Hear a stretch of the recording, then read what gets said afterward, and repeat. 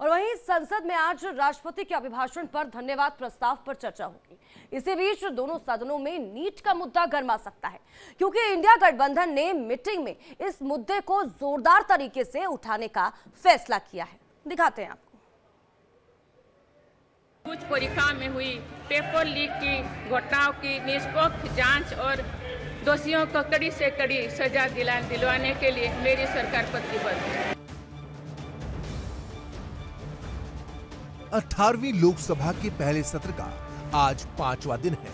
आज दोनों सदनों में राष्ट्रपति के अभिभाषण पर धन्यवाद प्रस्ताव पर चर्चा शुरू होगी। जहां संसद के निचले सदन यानी लोकसभा में चर्चा की शुरुआत अनुराग ठाकुर करेंगे, तो वहीं संसद के ऊपरी सदन यानी राज्यसभा में चर्चा की शुरुआत सुधांशु त्रिवेदी करेंगे। वहीं पीएम मोदी लोकसभा में 2 जुलाई जबकि राज्यसभा में 3 जुलाई को चर्चा का जवाब देंगे और इसी के साथ संसद का पहला सत्र समाप्त हो जाएगा। लेकिन आज संसद में हंगामा होना तय है, क्योंकि गुरुवार को राष्ट्रपति द्रौपदी मुर्मू ने संसद में अपने अभिभाषण में पेपर लीक की घटनाओं का जिक्र किया। उन्होंने कहा कि सरकार पेपर लीक की निष्पक्ष जांच और दोषियों को कड़ी सजा दिलाने के लिए प्रतिबद्ध है। उन्होंने कहा कि इस मुद्दे पर सबको मिलकर उपाय ढूंढना होगा।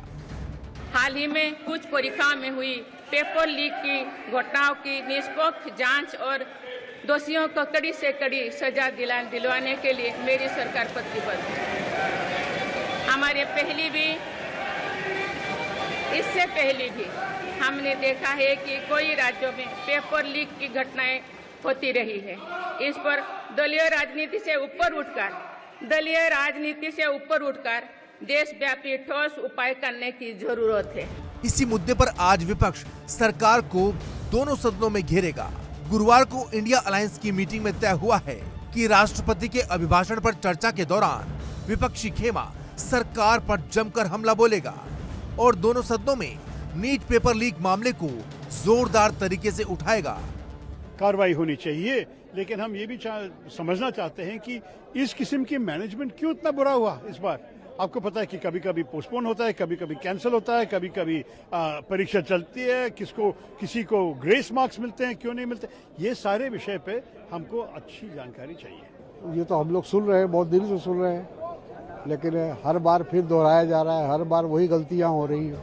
जहां विपक्ष सरकार को घेरने की तैयारी में है, तो वहीं सूत्रों की माने तो केंद्र सरकार नीट समेत तमाम मुद्दों पर संसद में जवाब देने के लिए तैयार है और शिक्षा मंत्री धर्मेंद्र प्रधान आज नीट मामले पर संसद में बयान दे सकते हैं। नीट के मुद्दे पर विपक्ष लगातार हमलावर है। संसद से सड़क तक संग्राम जारी है। गुरुवार को कांग्रेस स्टूडेंट्स विंग NSUI के कार्यकर्ताओं ने NTA ऑफिस का घेराव किया। NSUI के कार्यकर्ता 100 से ज्यादा लोगों को लेकर दिल्ली के NTA ऑफिस में घुस गए और दफ्तर में ताला लगा दिया। इस दौरान प्रदर्शनकारियों की वहां के सुरक्षा कर्मियों से झड़प भी हुई। NTA ऑफिस में घुसकर NSUI ने जिस तरह से उग्र प्रदर्शन किया, उसके बाद NTA ऑफिस में भारी संख्या में पुलिस बल की तैनाती कर दी गई और वहां से सभी प्रदर्शनकारियों को भगा दिया गया। इससे पहले NSUI के कार्यकर्ताओं ने दिल्ली के जंतर मंतर पर भी उग्र प्रदर्शन किया था और उन्हें हटाने के लिए पुलिस को लाठी चार्ज करना पड़ा, जिसमें कई प्रदर्शनकारियों को काफी चोटें भी आई। उधर CBI फुल एक्शन मोड में है। पटना से लेकर हजारीबाग और गोधरा तक CBI की टीम पेपर लीक माफिया को पकड़ने के साथ अहम सबूत इकट्ठा कर रही है। CBI की टीम बिहार के नालंदा में संजीव मुखिया के घर पहुंची। संजीव मुखिया नीट पेपर लीक मामले का मास्टरमाइंड है। CBI ने संजीव मुखिया की मां से पूछताछ की। इस दौरान CBI को कई अहम सुराग हाथ लगे हैं, लेकिन संजीव मुखिया अब भी पुलिस की गिरफ्त से बाहर है। उसके नेपाल में छिपे होने की खबर है।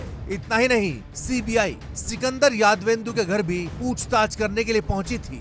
CBI के इस एक्शन से सॉल्वर गैंग में खलबली मची है। आपको बता दें,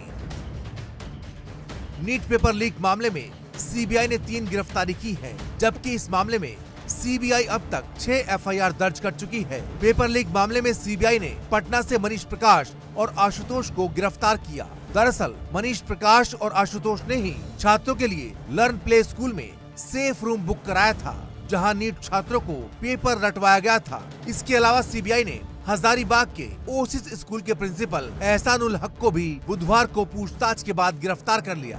दरअसल ओसिस स्कूल से ही पटना पेपर लीक के तार जुड़ रहे हैं। सीबीआई ने पटना से जिस मनीष प्रकाश और आशुतोष को गिरफ्तार किया है, उन दोनों की पेपर लीक मामले में अहम भूमिका मानी जा रही है, क्योंकि जिस लर्न प्ले स्कूल से पटना पुलिस को क्वेश्चन पेपर के जले टुकड़े मिले थे, जहां पर 20 से 25 छात्र रुके थे और आरोपी चिंटू ने छात्रों को 5 मई की सुबह क्वेश्चन पेपर और आंसर रटने के लिए दिए थे, उस लर्न प्ले स्कूल को मनीष ने ही बुक कराया था। वहीं मनीष प्रकाश छात्रों को अपनी गाड़ी में लाने और ले जाने का काम करता था। साथ ही आशुतोष के घर में कैंडिडेट्स को ठहराया जाता था। बताया जा रहा है कि सीबीआई ने पहले मनीष प्रकाश को पूछताछ के लिए बुलाया और पूछताछ के दौरान ही उसे गिरफ्तार कर लिया। सीबीआई ने गिरफ्तारी की आधिकारिक सूचना मनीष प्रकाश की पत्नी को फोन के जरिए दी। नीट पेपर लीक मामले में सबसे ज्यादा एक्शन अब तक बिहार में देखने को मिला है। इस मामले में ईओयू ने ही सबसे ज्यादा सबूत इकट्ठा किए हैं और उन सभी सबूतों को ईओयू ने आगे की जांच के लिए सीबीआई को सौंप दिया है। और अब यूपी की तरह ही बिहार में भी पेपर लीक रोकने वाला कानून लाने की तैयारी शुरू हो गई है। बिहार के डिप्टी सीएम सम्राट चौधरी ने कहा कि सीबीआई मामले की जांच कर रही है और पेपर लीक रोकने के लिए बिहार सरकार सख्त कानून लाएगी। ये इस पर कार्रवाई चल रही है। हम लोग एक कानून भी ला रहे हैं। भारत सरकार ने भी कानून की व्यवस्था किया है। 10 साल तक की सजा और पेनल्टी देने का भी व्यवस्था किया है। हम लोग भी इस आगामी सत्र में इस पर कानून लाएंगे और कठोर से कठोर कार्रवाई करके स्पीडी ट्रायल चलाकर ये 3 से 6 महीने में इनको सजा दिलाने की व्यवस्था करनी है। सीबीआई ने पेपर लीक के आरोपी चिंटू और मुकेश को भी 7 दिन की रिमांड पर लिया है। दोनों को बिहार पुलिस की आर्थिक अपराध शाखा ने देवघर से गिरफ्तार किया था। चिंटू पेपर लीक कांड का बड़ा खिलाड़ी है। 5 मई को उसी के मोबाइल पर नीट का क्वेश्चन पेपर आया था। सीबीआई चिंटू और मुकेश से पूछताछ कर उस शख्स तक पहुंचने की कोशिश कर रही है जो इस पूरे खेल का सरगना है। चिंटू संजीव मुखिया गैंग का सदस्य है। वहीं लातूर पुलिस ने भी नीट पेपर लीक केस को सीबीआई को हैंडओवर कर दिया है।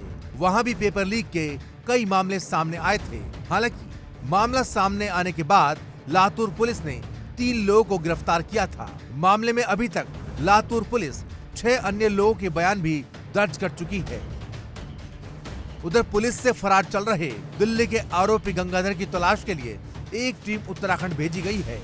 वहीं इसी लीक मामले में गिरफ्तार किए गए जिला परिषद स्कूल के हेडमास्टर जलील पठान को भी निलंबित कर दिया गया है। साफ है कि जिस तरह से सीबीआई ने पेपर लीक माफियाओं के खिलाफ ऑपरेशन शुरू किया है, बहुत ही जल्द सॉल्वर गैंग का एक सदस्य सलाखों के पीछे पहुंचेगा, क्योंकि सवाल देश के लाखों छात्रों के भविष्य का है। Bureau report, India daily.